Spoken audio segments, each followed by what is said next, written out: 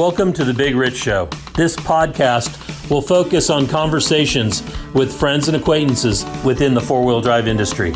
Many of the people that I will be interviewing, you may know the name, you may know some of the history, but let's get in depth with these people and find out what truly makes them a four-wheel drive enthusiast. So now's the time to sit back, grab a cold one, and enjoy our conversation. Whether you're crawling the red rocks of Moab or hauling your toys to the trail, Maxxis has the tires you can trust for performance and durability. 4 wheels or 2, Maxxis tires are the choice of champions because they know that whether for work or play, for fun or competition, Maxxis tires deliver. Choose Maxxis. Tread victoriously. Why should you read 4Low Magazine? Because 4Low Magazine is about your lifestyle, the four-wheel drive adventure lifestyle that we all enjoy. Rock crawling, trail riding, event coverage, vehicle builds, and do-it-yourself tech, all in a beautifully presented package. You won't find 4Low on the newsstand rack, so subscribe today and have it delivered to you. Well, welcome to another episode of Conversations with Big Rich. Today's show, our guest is George Schultz.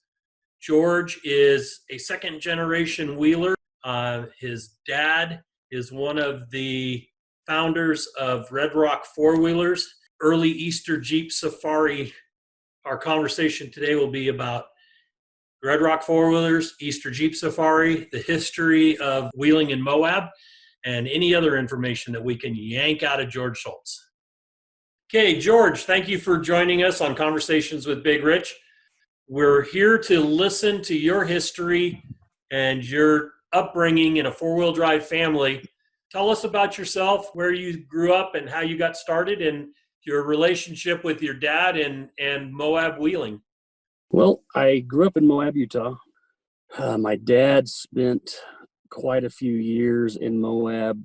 He was a geologist, but before that, he worked in the oil industry and the geophysical industry, looking for oil. So he spent quite a few years in southeastern Utah, Hanksville, other places, Moab, Blanding, Monticello, that whole area, even up towards Price. Probably during the early 70s, mid 70s. We moved to Texas for a while, then came back to Moab permanently. I'm trying to remember the date, probably 76, something like that. Okay. About that time, he kind of switched to uranium from oil. And, he knew most of the area like the back of his hand because of all the exploration. So he enjoyed that aspect of it. He'd spent time in Alaska and Saudi Arabia where they just trailblazed, where they just need to go somewhere to put down geophones, or in that time they had big trucks called vibrators. So they're just a giant truck that sets down a pad and it vibrates and it creates a signal, sends it back to geophones. It reflects off of oil. So they, the geophysicists can tell you where there's oil. So they were used to just going where they needed to go. Their trucks were just crazy, amazing even back then. They built them to go anywhere. So when he got to Moab, he really wanted to continue that as a hobby and get other people involved. The uranium downturn kind of caused, he could kind of see that coming and loved Moab. We lived there a long time, so he didn't want to see Moab kind of fall off. So he wanted to get the four-wheeling bug started, and everybody thought that would help tourism as well. So started the Red Rock Four-Wheelers. But even before he started the Red Rock Four-Wheelers, we would go out and scout trails. So he knew of a 2-track that went to this claim, or went here, went there, and we would try to tie those two together. It was every weekend, every day after school. I'd get out of school, me and my dad would take off in the Jeep or whatever vehicle we had at the time, truck. Try to tie these things together to make trails. Hell's Revenge was a big one that took years to put together. So yeah, I mean, that's kind of probably didn't cover a lot there from the beginning, but it took quite a bit to get the Red Rock Four-Wheelers going. It took a lot of momentum to get a few people together, and it was always kind of a letdown. We would put out, hey, we're gonna do this run, or we're gonna go out and and we get 3 or 4 people. And that kind of continued for a few years, and then it started to build up. Then the club was actually officially formed a little later than the club was unofficially formed. So it started off slow. It was all in our living rooms and houses. Some of the first 3 or 4 members we'd just trade off. My dad worked for a uranium company. It would be in his office sometimes. So that was kind of interesting. I got to be around a lot of interesting people then that continued through the off-roading world. Some of the Carols. That was kind of interesting to be around as a kid, hanging out and and seeing where I guess that's another thing that still amazes me. And I probably took it for granted for a long time.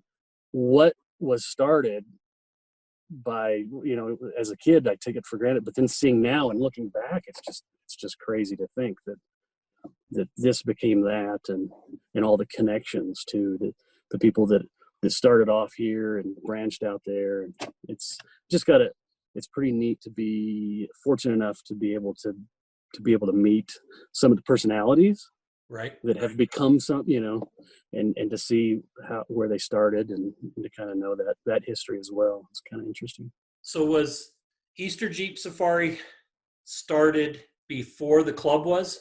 Yes. So the Easter Jeep Safari started, and man, I can't remember the date off the top of my head, 60s. It ran for a number of years by the Chamber of Commerce. So it was I think it started off with one trail. I believe that was Behind the Rocks, but it was a kind of a little different version. I think it grew to maybe 3 trails by the time we started going in the late 70s. Still ran by the Chamber of Commerce. And I remember, we would, Chamber of Commerce building used to be north of Moab, not quite to the river bridge, about halfway between, which is now I think is a dentist office, but it's been torn down and rebuilt. But basically all it had was like a U-shaped pattern driveway. And there was, at the time, on Jeep Safari weekend, when we'd have the run, there was only one day, kind of moved to about 2 to 3 days. It was small enough that we would all fit in that little area and maybe line up just a little bit down 191. So that was kind of interesting to see. Imagine, and it was that if you ever went to Moab when the chamber was still in that location, to see how small that building was, and we had registration there, we had everything there. Compared to what it takes now to put that on. That's where it started. Then it moved in, let's see, I think we moved it somewhere else after a while, because what happened was, I think it was about 82, if I remember. No, I'm sorry, probably 81. The BLM started requiring permits. There was no permit requirement where they would have to pay money, the chamber would, to run these events, even if it was on BLM land. The BLM wanted to make a permitting process, and those permits were expensive at the time, especially for the chamber. And the BLM wanted certain standards. So my dad was the chamber president. I don't remember exactly. I think he was the chamber president at the time, and he came to my dad and he said, "Hey, I would like you guys to kind of start taking this over, because we can't operate this anymore. It's gonna be something that's out of our hands once the permits are required." So that's kind of where the club kind of formed. I guess there's some history out there that suggests that the club was formed after the chamber said we can't run anymore, and that's not the case. The club was formed prior to the chamber asked the club to take it over after the club was already formed. So that information, the club was formed after the fact, is incorrect. So then, the next year, the first probably 2 or 3 years, it was kind of a cooperative effort. The leaders of trails were from the club, and would run those runs for the chamber, and then it kind of slowly changed hands. It took a couple of years for that to happen, but the club had it solely by the time the permitting process from the BLM came into play. And so that helped out a lot, because by that time the club had built up enough and we had done enough runs. My dad was a stickler. I mean, we went out all the time, and he would Yeah, you're going, Dan, Mick, whoever, you're going. We would go out every weekend. Something was going on. And so by the time that happened, a lot of these leaders had run these trails enough. It wasn't a shock. Some of them came over from the chamber and been running them before anyway. So it was kind of it wasn't a difficult transition. So You mentioned Hell's Revenge. mm-hmm. What was the process there with you guys just heading out and just trying to figure out a way to go through everything around? Because I mean, that is probably truly the most active trail that I can think probably of. The most iconic anyway. Yeah, of Moab Trail. It's not the hardest technically. It really isn't. I mean, it's what we call like a mind screw, if you can use that term. It's really mental. It's more of a mental issue than it is a technical issue. So that started a number of ways. My dad was also into motorcycles. He had a friend that was a motocross rider at the time, and so as a kid we would go out and ride motorcycles. So this also comes back to another piece of history in Moab. So the Slick Rock Bike Trail that everyone now says is a mountain bike trail, which it is now. Okay, the Slick Rock Bike Trail, what it meant by bike was motorbike. There wasn't mountain bikes back then. Okay. No such thing. It was motorcycles. So we would go out on the Slick Rock Bike Trail. Part of that trail existed. The first, I can't remember what they call it now. It's the first loop basically existed. And we would go out there on motorcycles all the time in the Sandflats area, go to the Slick Rock Bike Trail, tool around out there. And we would always just be, oh man, look at the next ridge, how do we get there? So it kind of evolved. There was some existing trails on the Moab side of the Slick Rock, but only to access a couple of areas. There was the Grand County G that was out there, and there was a trail that ran along the ledge and ran out there. That was in existence. Kind of, it's hard to explain it. It would be the actual exit of Hell's Revenge now is part of that. Some of it's been closed off. Technically, it's not closed off, though. The section where you come out of Tip Over Challenge and you make the left used to be to the right, and you would go down in a little valley by the G and come back out. And some years ago, somehow it got started as a rumor that got closed off. And it's never been closed off. It's a county road. So Grand County Sheriff has even asserted just recently that it's not closed. It's an open county road. So at any rate, and so it was basically just patching that stuff together. There's a lot of obstacles that didn't exist back then. The hot tubs existed, but not in the form they do now as far as how they're ran. There was only really one that we went through at the time. It took a while for those to be noticed, really, because people, you just kind of, hey, what's this? Let's try this one. There wasn't as many restrictions as there was today, but there also wasn't as many people that were willing to venture out further than where everybody else was going. Let's see, escalator definitely didn't exist back in the early 80s. That stuff was brought on later. Another interesting side note about Hell's Revenge, a lot of people don't know, is Hell's Revenge started at Mill Creek. It started, and actually Stillbender as well. So Stillbender and Hell's Revenge, you would go up Mill Creek Drive, and you would go to the dam, the power dam there. And when you got to the power dam, Hell's Revenge would start, and it would drop off into and cross Mill Creek and then go up right beside Potato Salad Hill. That was actually the first optional obstacle of Hell's Revenge, was Potato Salad Hill. Really? On the right side is where Stillbender would head up the side of the hill and then eventually get towards Hidden Valley. So yeah, a lot of people don't know that at all, but that ran for a number of years that way. And John Sensenbrenner, who used to own Milts, if anybody knows him, he always ran Stillbender, and my dad always did Hell's Revenge, at least on Big Saturday, because it was their trails, kind of pieced together. So we had some interesting things happen when we were trying to piece together Stillbender, because at the time there was a lot of property being purchased in between the power dam and where Hidden Valley is now. Right. There was a lot of groups that didn't want us to be using that anymore. So we would get some threats. One time we even had bullets whizzing at us. Wow. So that was kind of interesting. What else? What about Hell's Revenge? That's probably not. There's so many things that have changed over the years with Hell's Revenge. Of course, everybody knows the dump bump. Hell's Revenge also used to exit and come through the little sand dune hill next to Lion's Back. That used to be how we would exit. We would come down through that way, and then kind of make our way back over. Well, I can remember doing Hell's Revenge not too long ago, and we came out the backside of Lion's Back. Yep. And then came out where the sheriffs now always have their checkpoint. Yep. Yeah. Right across from the dump road. Yep. And that's technically the exit for Hell's Revenge. It's and I don't know. I don't want to place any blame on anybody for why the exit is this. Now it's a two-way.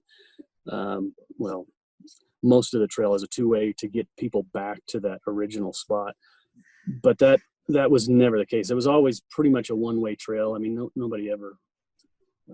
I think just the combination of the tour companies wanting a quick, go out and return, and then the Sand Flats Recreation wanting a little more control over the entrance and exit.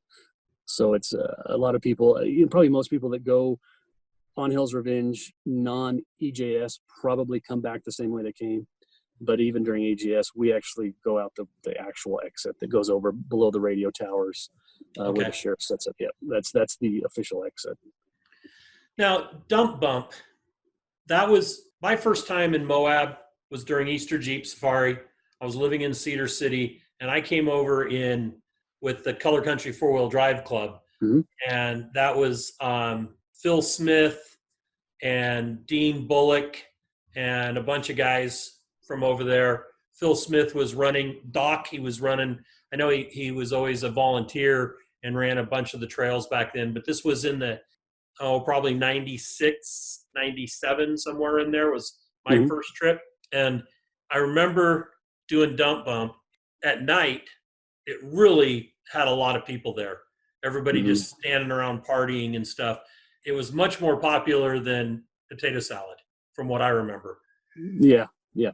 And Little Rich, I don't know if you've met my son. He's the one that runs Trail Hero. I believe I have. Okay. Well, he was with us, and he was 8th grade, I think. So everybody's standing around out there. It's at night. It's dark. People have got, some flashlights and stuff, but just headlights. And, there seemed to be like 1,000 people out there, but there was probably at least a couple hundred. Well, he's going around and he's digging holes. And these holes are like, 12 inches, 14 inches in diameter, and like 8 inches deep. And he's just got this whole area pockmarked.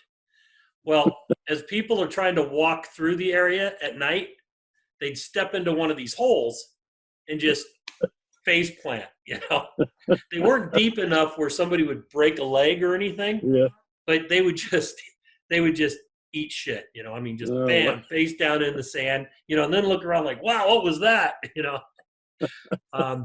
Just one of the many things that I, kind of the stories that I remember. Is there, from the early days when you were a youngster out with your dad and stuff, were there any stories like that you can share? Anything that Yeah, well, as far as, personally, the funny thing is, I rode and even drove sometimes that trail so much with my dad, non-organized events, that a lot of times during organized events, I would be out walking it. So I would know where the next obstacle is, and I would head up and get in a shady spot. There was a couple of key locations where me and my brothers knew, hey, we can go hide in this rock and watch everybody do this obstacle, and we'll be there long before they get there, and we'll skip all the boring stuff, because to us, take all the shortcuts.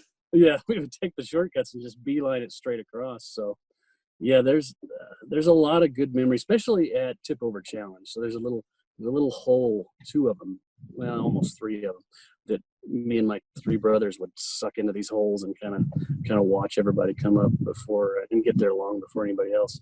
It's probably some of the scariest memories on Hell's Revenge is my dad didn't care if it was snowing. He was going on Hell's Revenge. It wasn't a big deal. It just some of those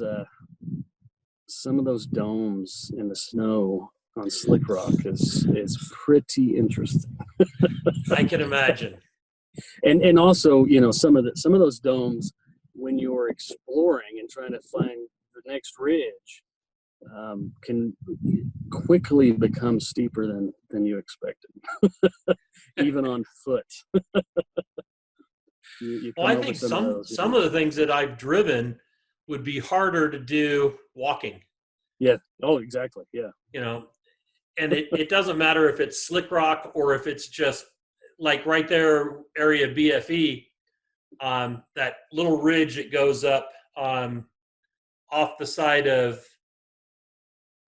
not Green Day, but whatever the lower part of that is. Mm-hmm. But you have that ridge run that goes straight up the hill there. That's always just, you know, it's always loose.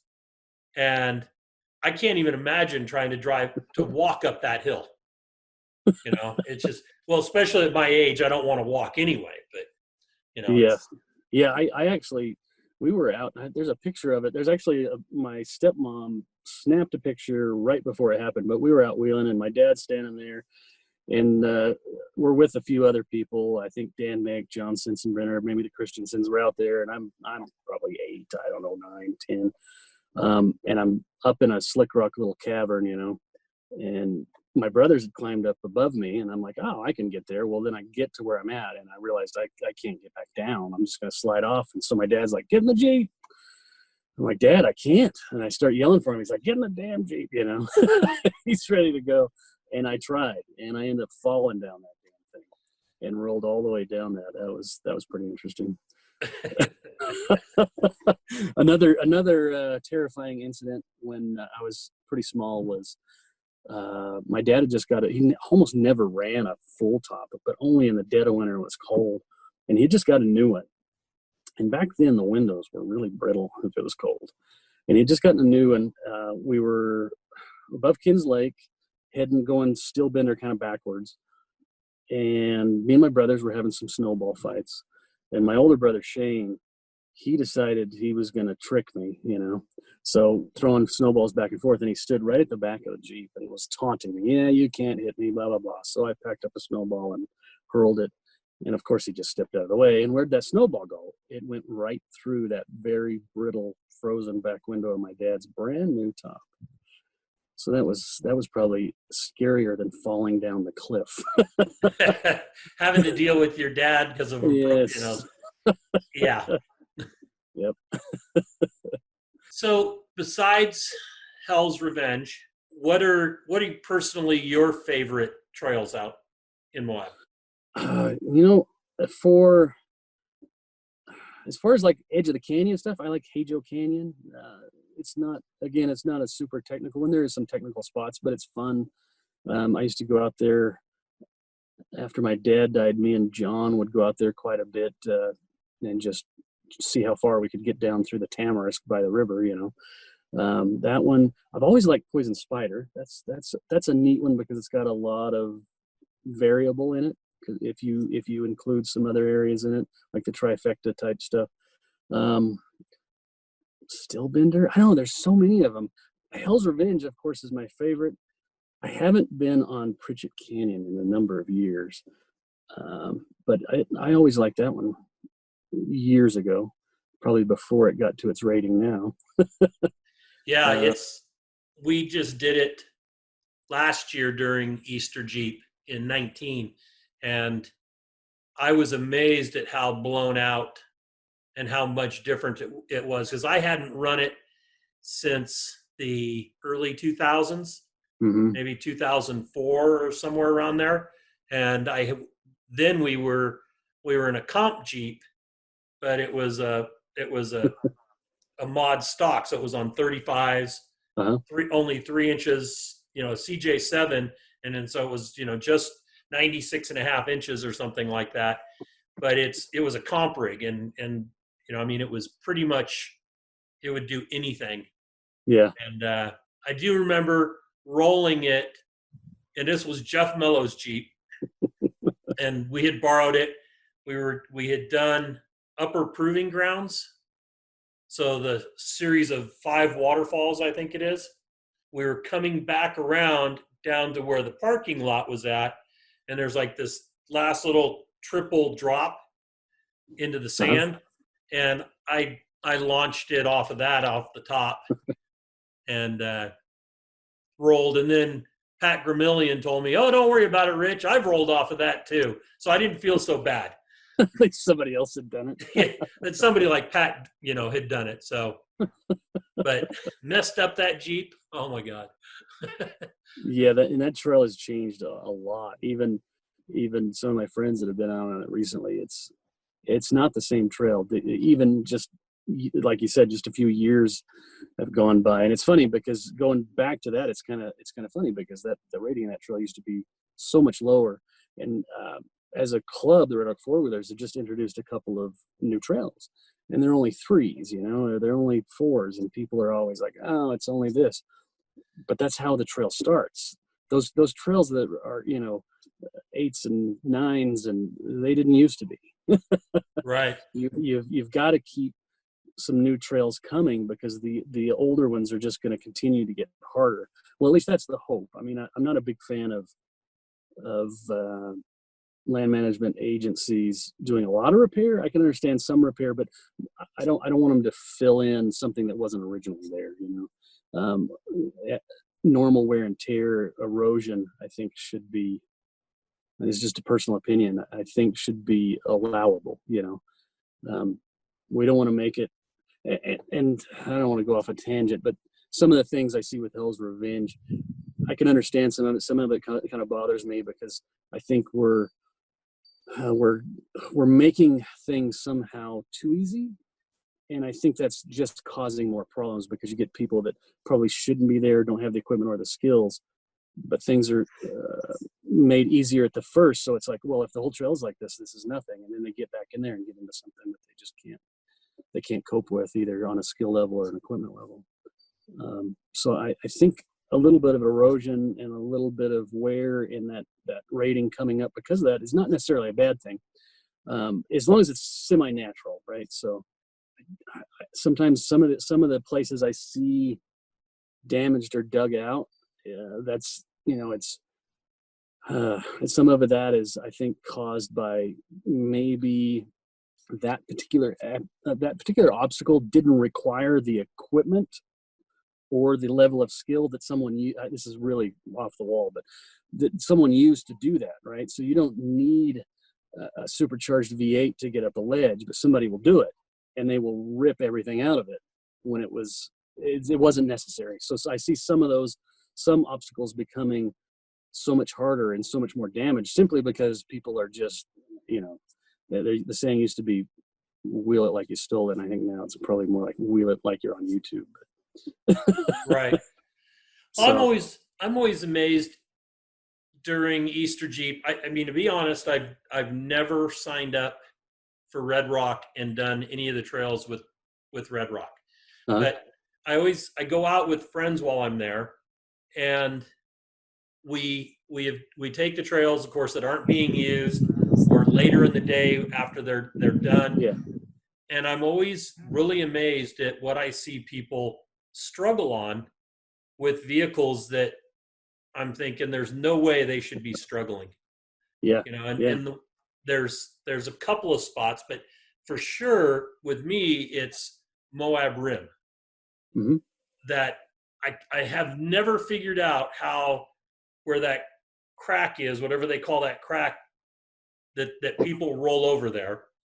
I haven't figured out how people manage to do that. Of course, now I'm going to probably get a whole bunch of hate mail because, I haven't figured it out. And then the other is the Z-turn. The people struggle going up the Z-turn with rigs that have lockers and everything. And I consider myself a fairly good wheeler. I can read terrain, but that comes from designing courses. Yeah. And trying to think outside the box. But, my Cherokee is fairly well built for a Cherokee. I mean, it's not a buggy Cherokee, and it's only on 35s. and only like 3 inches of lift really, but I've cut it out and stuff. But watching others that drive that and struggle so I really think that a lot of it has to do with people not knowing, Yeah, I think how to drive. the equipment has advanced so much, but the skill level hasn't. I think this was probably a year or two ago, and this happens more than once, but just one I can remember right off the top of my head. Hell's Revenge, somebody in my family was from out of town, so took him on Hell's Revenge. So we're cruising along, and here comes this Jeep, unbelievably built Jeep, had temporary plates on it. And I'm like, all right. So he probably just bought it. But man, he just bought it, and within 30 days, he either built it or this was a built Jeep this guy bought. And I thought, well, that's fine. As long as this guy has some skill experience, then he's going to be okay. No, that you could tell this guy probably had never even owned a 4-wheel drive, and it was a disaster. I was pretty sure that I was going to be on the phone with search and rescue and the sheriff's office and everything else, because the guy was doing everything wrong. Not, he had all the equipment in the world. He could have went anywhere and done anything, but he just didn't have the level. But he just assumed he did because he had the equipment. So, and I think that's true in the fact that if you get somebody that has wheeled without lockers, has wheeled their stock rig to death and then built it, they're a totally different wheeler than a wheeler that bought a built rig or built it up right away, because it's two different skill sets. It's two Yes. different skill sets. You can be a old school non-locker wheeler and still wheel a very equipped rig and do it, but it's hard to do it the other way around. You learn things by taking a stock rig and wheeling it and learning as you go and building it up that you will never learn just simply hopping in a vehicle and that has lockers front and rear and data 60s and all this. That you're just not going to get there. You're always going to expect more out of your equipment than yourself, and that's the problem. You should always rely on yourself first and equipment second. Right. You need to. I agree. You rely on the equipment, and I've seen that a lot. That's probably the whole thing on like Moab Rim. Another place, Cliffhanger. The beginning of Cliffhanger, just dropping off the road and then out of the creek. That is so much different than it was even 5 or 6 years ago. Yeah. Oh yeah. It's amazing. It always amazes me when every time we drop into that thing and I'm like, holy shit. Just changes so much. That's another one that the entrance has changed a few times since its inception. And I think it's good now because Cliffhanger's a pretty, it's way up there on the mental scale, right? It's definitely technical, but that first drop into the creek, that weeds out a lot of people, even though it's just a drop. There's nothing super special about it. Mentally, the way it looks, it's amazing to people that haven't done that. They may have wheeled in some other terrain, but man, when they're faced with that, if they can make it through that and they can make it through the other, then they're probably okay. But I kind of like the fact that now that entrance is worse because it didn't used to be that way. The entrance was pretty easy, I think, and it's evolved and it's pretty difficult now, which like I said, I think it's a good thing. Yeah. The one place I will not go ever again, one trail, and I'd probably do part of it, but I'm not going to do it's Where Eagles Dare. Yeah, that was another one that is totally up here. Yes. Yes, that's a scary one for me even to today. It just gets my blood pressure up. When you can't see off either side and you're going up out of is that Corona Arch you can see from there? I think that's Corona Arch. Yeah. Okay. So whatever arch that is, and you're on that, and I mean that's a hell of a lookout anyway, especially for somebody like me with vertigo. And then you drive up, come out of that, and you've already gone through the pinch to get there, and then you go up that face. And I wasn't even driving, but you go up that, and then you get to the top, and you turn and come back down. The guy driving, he goes to me, Rich, can you see anything off of that side? And I said, just sky. And he goes, same here. And I mean, you're looking everywhere, and all you can see is sky. And I'm like, we don't ever have to do this trail again. Uh, You're feeling your way, and you just keep going and going and going. It's like eventually we're going to drop off, 3,000-foot drop into the hole that is there. Yep. Yeah, it's there. That kind of brings me back to another growing up in Moab memory. So I've got a friend that flies airplanes, and he's a little crazy, and he used to fly us through arches and under bridges, and so there's a one spot that we always would take somebody that hadn't been around, and basically I can't remember the name of this arch now, but it's south towards Monticello. We'd fly around and fly right to this cliff face, and looking at the cliff face, you can't see this arch because it drops down, so it's always shaded. And he would just fly right into that. And the look on, and he would always point out something, we'd be right in there. He'd point out something to the other guy. And I would always be in the back with the camera ready, and he would point out something down on the ground. Hey, look at that Indian ruin down there. And as we're flying to this, and right as they look up, boom, we're flying through this arch. It kind of reminds me of that, because you think you're going to die, but you're not. So one of these days, I'm going to have to meet up with you there in Moab and do some of the stuff that I've never done. And it's just for the simple fact that I've not gone on organized runs with anybody. Mm-hmm. I've done a lot of trails. Like for the winter that Shelly and I lived there, we stayed at Danny Grimes's house, and we wintered there we were there for like 84 days or something like that. Oh, wow. During the winter. And so we did, like, first time I did Rose Garden Hill, I thought I was on Thompson Canyon or whatever the one is that's farther, you go up closer to the ranch, Mm-hmm. and you swing around. We thought we were on that. And so we're just cruising along, and we get up to the top of Rose Garden, and I'm like, this is a 4 or a 5? I'm like, this is crazy. I said, I can't believe, it was just that one boulder on the way up. And we got up to the top, and we kept going, and then I see the signs for the Copapelli Trail, or however you say it. Yeah. And I'm like, I don't think way we're in the off right course. spot. So we get up all the way to the top, and I didn't realize it, but we're wherever that goes back off. If you keep going from Rose Garden Hill and then turn and go up Copapelli, and then you go keep going down and around, you come out to where that bridge is at. Is it Dewey Bridge or something? The one that's burned out, the old bridge? Yeah, the one, Dewey Bridge is the one that burned down 10 years ago, something like that, yeah. Okay, so that, you drop On your back way down into, forward. I think you drop back down into that area, if I remember right. But it was kind of crazy, because we get up to the top, and we have no idea where we're at. We're on the wrong page in the trail guide book, because we got the one of those, how to find all the trails. Yeah. So it starts snowing on us when we're on the top, and we turn around. I said, well, I don't know how far we have to go out, really close to being off of whatever the top of the world is. There's another trail out there. So we were really close to that, but I didn't know that. So we turned around and went back down Rose Garden Hill. And by the time we got started down what you would call, the difficult part of that, there was probably 6 inches of snow on the ground. It made quite the interesting trip down that hill.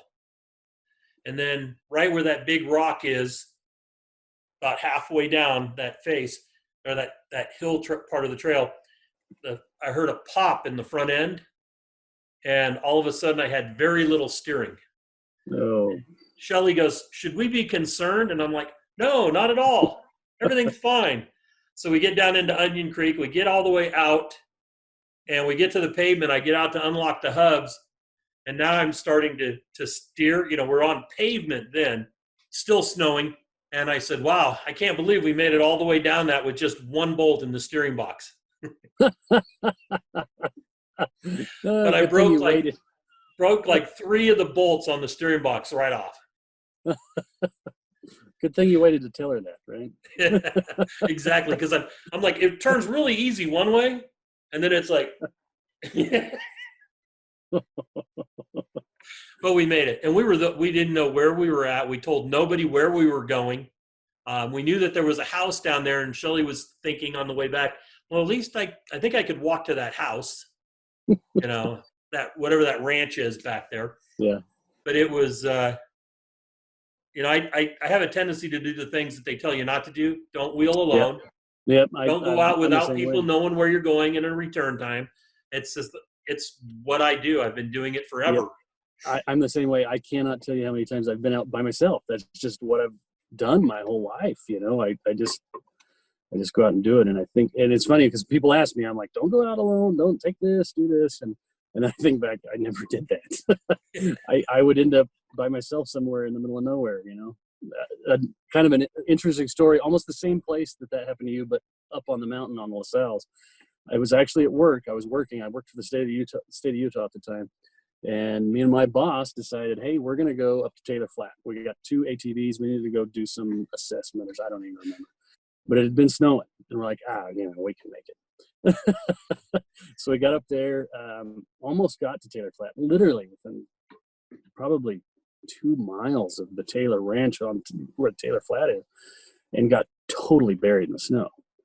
So we're like, no big deal. We got 4-wheelers, we'll unload the 4-wheelers off of here and go back and get radio signal and call up a buddy in Castle Valley that had a deuce and a half and have him come pull us out, So we get the 4-wheelers, get back to where we can see Professor Valley and Castle Valley, the highest point, get cell service, call down there.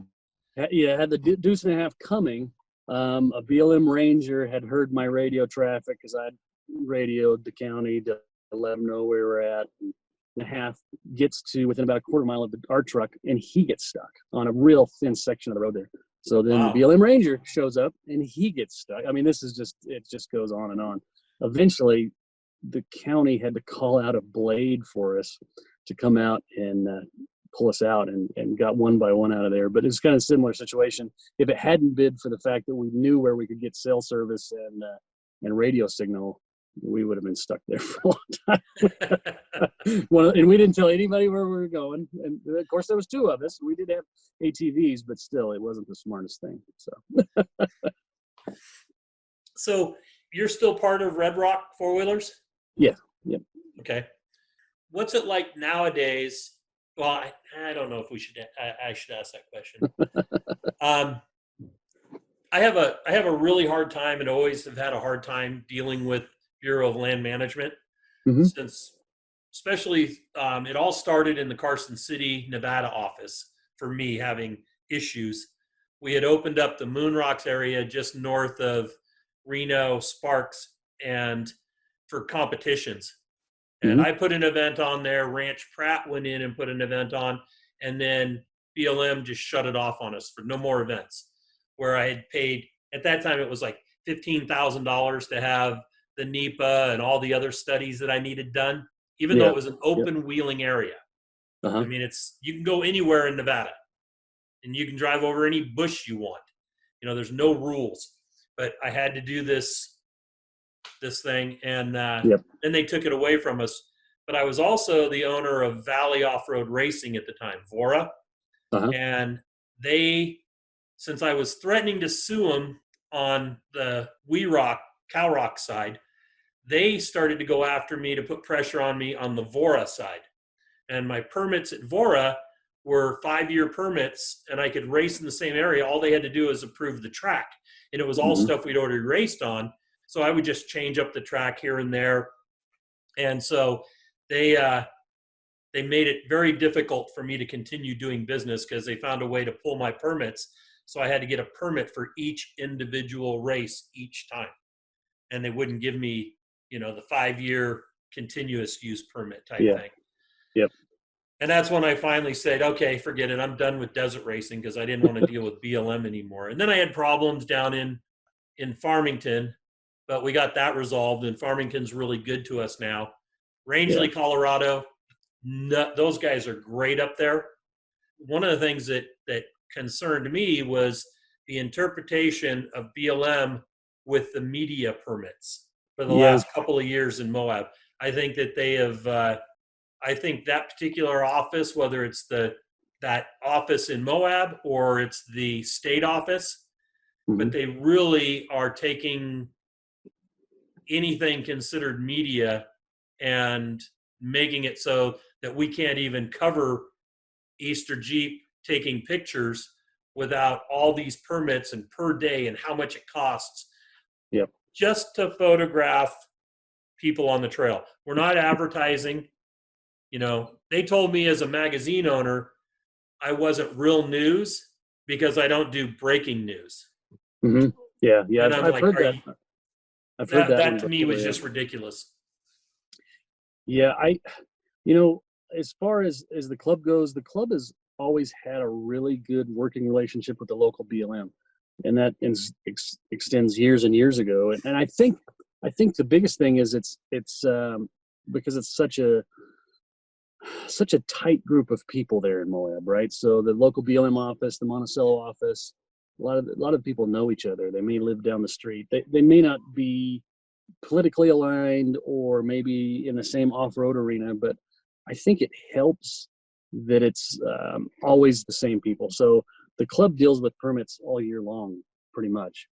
So we have land use coordinators that are doing this stuff and communicating with them a lot. So the club really has a pretty good relationship with the BLM. It's just like anything. It hasn't always been that way. There's been this or that, but it's not. But the club and the BLM, I think, really get along probably more than most places with any other clubs or events. Only because I believe that relationship is tenured almost. Even though the people are changing, there's kind of a mutual respect. We know what they expect and what they want, and they know what we're gonna do or the club's gonna do. That helps, that it's not an unknown. And they've actually been pretty proactive, the trail maintenance stuff, and even encouragement of newer trails to get a lower rating, so more people can go on this lower rating. So we're not, it's a pretty good relationship. The permit things with the media, I've seen that a lot, and this is just my personal interpretation of why in Moab in particular that is such a bigger deal maybe than other places, is because of the film industry that's attracted to Moab as well. So I think a lot of these policies are based on large entertainment organizations. Filming a big movie you're gonna have more people, you're gonna have more traffic, you're gonna have more opportunity. I don't know how to say this, more environmental opportunities to have something go bad. Right, and bigger, larger negative impact. Exactly. I think you're right on that. I do. I think a lot of it too is at least during Easter Jeep Safari, so many companies use it as a way to promote their products or their businesses. Exactly. Yep. That they just lump everybody in together. Exactly. Yeah. Whether you're just there to photograph one Jeep. Yep. Like if you told me, hey, I want you to take pictures of my Jeep. And if there's any kind of transaction, if I'm a professional photographer or if I'm shooting your Yep. Jeep for the magazine Yep. as a reader ride, I'm supposed to have a permit. And that's where I think they need to reevaluate some of that. And I know BLM has done that with their cost recovery programs, and I know that you guys must really have to go through a lot on that, like Dave does with Ultra 4, or we were having to do with our racing as well, because of the size of footprint and everywhere you're going, and them having to oversee it and then follow-ups and everything else. It's really a shame that they're making it so difficult for people to use public lands by pretending like we're all big oil companies or something, and and that's kind of breaking in. Whether it started with one or came to the other, I don't know exactly, but I've seen similar things in new technologies like drones, right? So even not thinking of the professional side of drones, but thinking of what the federal government, the FAA, says that you can do and not do with a drone, and be considered professional versus amateur versus this. And it's real similar. If you really read it, the filming permits through the BLM are real similar to the FAA's interpretation of what is for profit, right? It's kind of the same thing. If we fly our drones for something that someone will use at all for a promotion, then yeah, it's got to be. We have to be professionally licensed. It has to be, the drone has to be registered with the FAA. All that stuff has to be accountable, commercial pilot license, that kind of thing. It's real similar if you look at it. It's kind of a real small thing based on a big organization, and sometimes those don't exist. Most aerial service companies that operate drones are usually only a couple people, and you're not talking about a huge income, but they're basing it like on Bon Jovi filming a video with 3 helicopters and back in the 80s. So I mean, they don't have levels. They just say, here's what it is, and yeah, I think the whole cost recovery thing has been a nightmare for me as an event promoter. Yeah, I think it would be nice to if they could revisit that somehow. I don't know. I don't have an answer. I don't know how they would do that. How they would determine that Joe Blow out there with a single camera is only filming it for his YouTube channel. He may get $100 monetization versus a major tire company filming a commercial that's going to make lots of money off of that proposed video. Yeah, I guess that's. I don't know how they would do that, but yeah, it would be nice if it was geared towards what's going on in the background. So what do you besides Easter Jeep or Red Rock 4-wheelers? What other how do you spend your time wheeling and where? Mostly, well, I used to always say because we moved, we lived in Moab forever, and we still go back and forth, but we moved to Arizona a number of years ago, and we used to just go. I would hardly ever wheel in Arizona. I would actually just drive back to Moab, right? And now I started a small club here in Arizona, Copper Rock 4-wheelers. We try to do little runs. I'm trying to gear it towards. I don't want to gear it on. I kind of liked the idea of when we started Red Rocks, right? So it was kind of open to anyone. Didn't matter what you had. We would try to find something to do that matched everybody.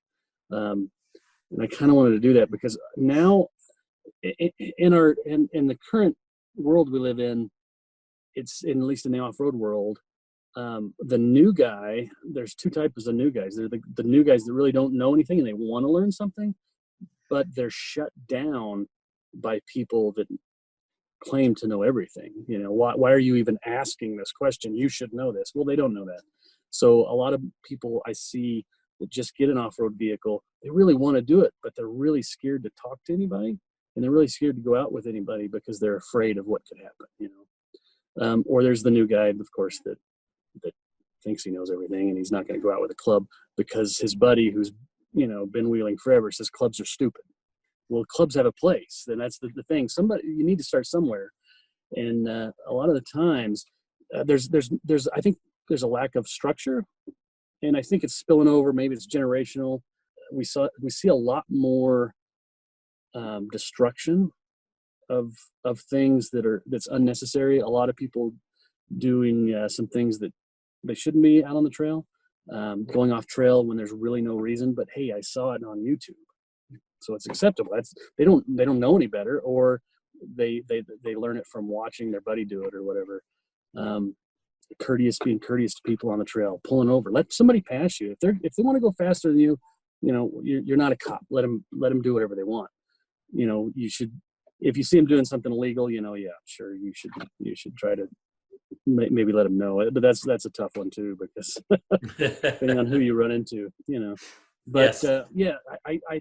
I think clubs have a place because of a lot. There needs to be some type of structure, and carrying on a tradition. And to me, it's more about tradition than necessarily structure. So I think it's important to teach history, just like what we're talking about, the history of how things started. I mean, everybody knows King of the Hammers and Ultra 4. Can you imagine, and even yourself, can you imagine in 10 years or 30 years somebody talking about Ultra 4 or We Rock and not mentioning Dave Cole or Rich Klein?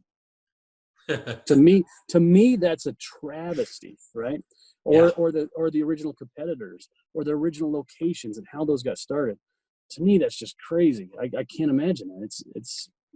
I think that's where we lose history, and that's where we lose that continuity four-wheeling is different now than it was. There's not as much in circles. There's camaraderie, but not in general. Right. You know, I agree. It's kind of sad to see. It's not like that with everybody. Don't get me wrong. I'm not saying that's on the whole, because there is, to me, real four-wheelers are also, you know, they care about each other, right? So they're going to stop and help somebody. They're going to do something. But also, it's kind of like a dad, right? So you do something stupid, I'm not going to break my vehicle for you. You figure out a way. I'll help you figure out a way, but we're not, you know what I mean? It's kind of like it's also part of the learning process. You know, you can't just rescue everybody. So we had something happen that hadn't happened in a long time, of course, or hadn't happened ever, and that was cancellation or postponing of 2020 Easter Jeep Safari. Yeah. I've heard that there might be a reschedule, or they're just going to wait until 2021. What is the word inside the club on what you might do? So first of all, sadly, that's the first Easter Jeep Safari that's ever been canceled since its inception, and we've only ever canceled one other trail, and that was Strike Ravine, ever, just once. So I mean, it was a big deal, and it was a real hard decision for everybody to come to. It was not taken lightly at all. It was a big deal. So there's not really going to be a reschedule, and I'm not going to answer officially, but I'm just going to tell you what I can tell you. There's no official reschedule. There's no 2020 EJS. It's done and over with. There is, every year we also have a Labor Day camp out, which is kind of like a mini safari. You know, it's limited to about 150 vehicles, 3 days, a multitude of trails, people camp together, that kind of thing. That's still going to happen. It's in September. People can actually sign up for that here. I think it opens in I don't remember off the top of my head the registration date. You can go to the Red Rock Four Wheelers site and check it out. That's still going to happen. So yeah, it's sad that it was a loss, but the problem is the permitting process to put on an Easter Jeep Safari with that many trails, that many participants, the volunteers that need to come together to put on those events, to lead those trails, the gunners, it's astronomical. I don't really know if a lot of people know what it takes to put on a Jeep Safari. It is crazy. It's a year-long event just to put that on. So scheduling another one, it just wouldn't be possible. There'd be no way to get the permitting done and permitting or find enough volunteers. Yeah, exactly. Without that kind of notice, because typically most of those volunteers probably from year to year always tell their employers, I'm taking this much time off during this time. Yep. And it's usually, the first time they can put in, vacation January 1st or 4th or whatever, and it's a done deal. And it's, for a lot of people, for a lot of our volunteers that gun and lead these trails, that's their vacation. That's most of their time. That's most of their PTO for the year, by the time they drive out there. And we pre-run a lot, so there's guys that come out beforehand and that don't live there and pre-run stuff. So they got to take vacation time, a day or two on each side of the weekend to do that. There's a lot of members that are leaders or gunners that don't live anywhere near Moab. Right. They may have used to, but they don't anymore, so it does take a lot. It takes a lot of coordination. Well, is there anything that you want people to know about the organization or the event that we haven't touched on?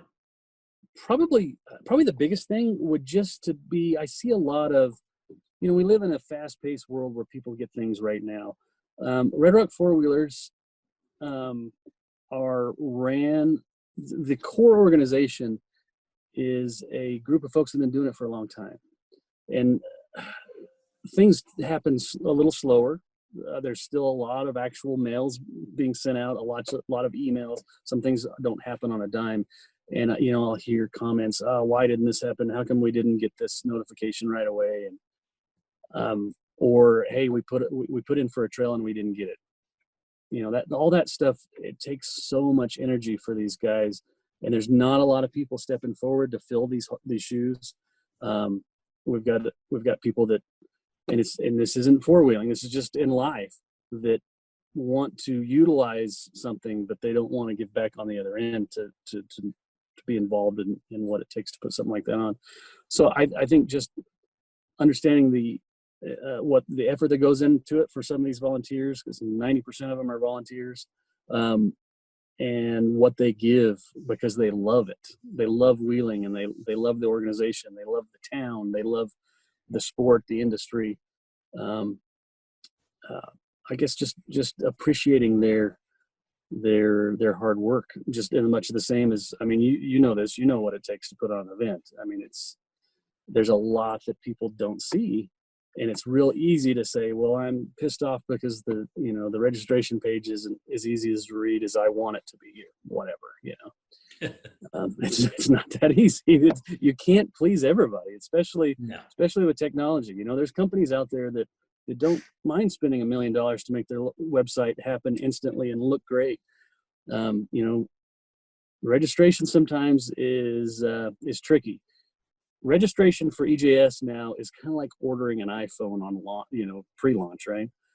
You've got to get there at the right time. There's so many people that want to do EJS. You got to get there at the right time. And things happen. Servers go down. Something's slow and it messes up, and you click the pay button and it doesn't go through. It's happened to me too. I mean, so just maybe the understanding that, things don't always run smoothly, and it'll be here next year. Again, 2020 is the only year EJS has ever canceled. If you don't get your spot this year, you may get it next year, and put yourself on a waiting list. A lot of people don't know they can do that. It's not something necessarily officially, but you can call in and say, hey, I want to be on a waiting list if somebody cancels, because there's always cancels.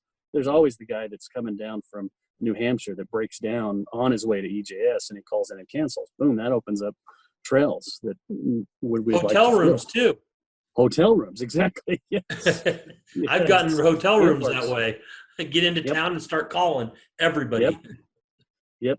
Yeah. And I think it's important that even industry people, I know there's a lot of industry people out there, because I'm friends with a lot of them that have never run an organized run with EJS. And man, I think it's a missed opportunity, because you are getting a audience that you probably wouldn't normally get. Especially when we're talking about lower level trails, as far as lower rating trails, where you've got somebody that, one, isn't necessarily a hardcore wheeler. Maybe they never will be, or maybe they're just starting out, but they don't even know you exist. And if you're only going to do corporate runs on 9 trails with everybody on 1 tons, you're never gonna get that customer. You're never gonna see them. But you've got something that they need. I mean, most companies do. Yes. Eventually, they're gonna need it. I think it's a lost opportunity. That's just my opinion. And I don't know. Maybe this shouldn't air, but sometimes I think it's kind of it bugs me a little bit, because it's almost taking advantage. I don't know how to explain that, but to me, being involved in it since it was started, it seems like some companies, and I've seen it happen, especially with up and coming, they've never been to EJS. They don't actually wheel, but they'll go there and sell their stuff to people on the street, but they've never been on a trail, even by themselves. They don't know what the Red Rock four-wheelers are. They don't know what EJS really means. They don't know about the trails, the people, the town. It's just a way to sell something. And I don't know, that bugs me a little bit. I'm biased. I admit it. I agree with you. I take advantage of the event. Last couple of years, I've stood there out in front of, the Spanish trails, where you guys are doing registration, and I'm handing out magazines to everybody that comes in for like 4 days. Yeah. And, it's, but then again, to me, you're targeting those people that actually may need that information that's in that magazine, something they may not have known, especially today with the downfall of print. That kind of stuff is important. I like reading a magazine, I like looking at pictures every once in a while. And remember, the print industry has not gone away.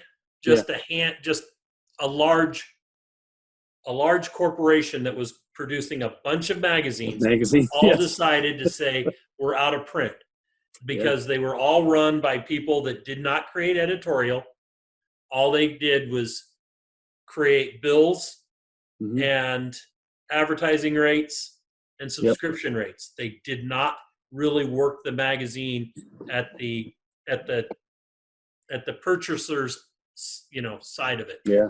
So they weren't enthusiasts. They're just bookkeepers and lawyers. But, and I think that catches people that they, a magazine, an off-road magazine catches, whether it's an ad in the back or maybe a write-up or part of an article, it catches people's attention that normally wouldn't. You learn something when you read something that you don't learn when you watch it. I don't know how to explain that. People know what I'm talking about, but if I read, it's just like, when you read something, you retain it more. Well, the same thing happens when you're reading about, maybe a guy has never used his winch, he's watched a couple of YouTube videos. Yeah, but those are so cut and spliced and edited, it's kind of ridiculous. You're not really, but you got that same guy read something.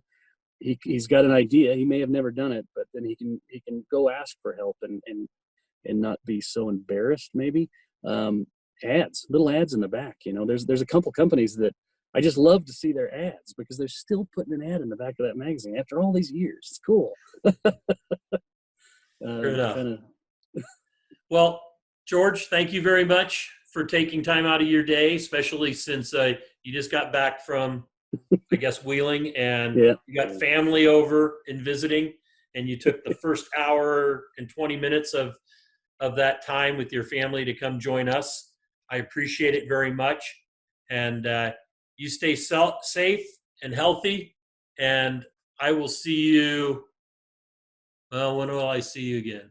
Probably hopefully before next year when we get to Baghdad. Hopefully. Hopefully. That would be awesome. Yeah, and there's probably lots of stuff I've missed that I wanted to tell you and all that, but and hopefully anything I've said was entertaining to somebody or educational or at least some kind of history that maybe they didn't know. There's lots more out there. I could probably go on forever, but most people would go, whatever. We'll probably need to do a revisit, or we'll do something. We'll get more information from you, and we'll put together a magazine article, on the history.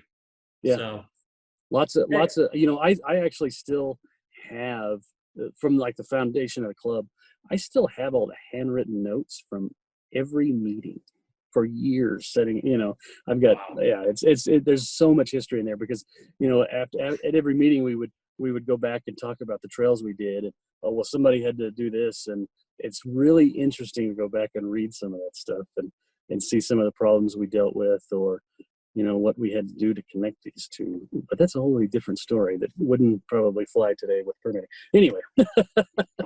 Hopefully you can get some of that digitized so that it's not lost forever after, you've got it, but I don't know if your kids are into it or not, or if there's somebody else's that it could be passed on to. But my son Wyatt is. Yeah, that stuff is important. Yeah, it definitely is. All right. Well, thank you, George.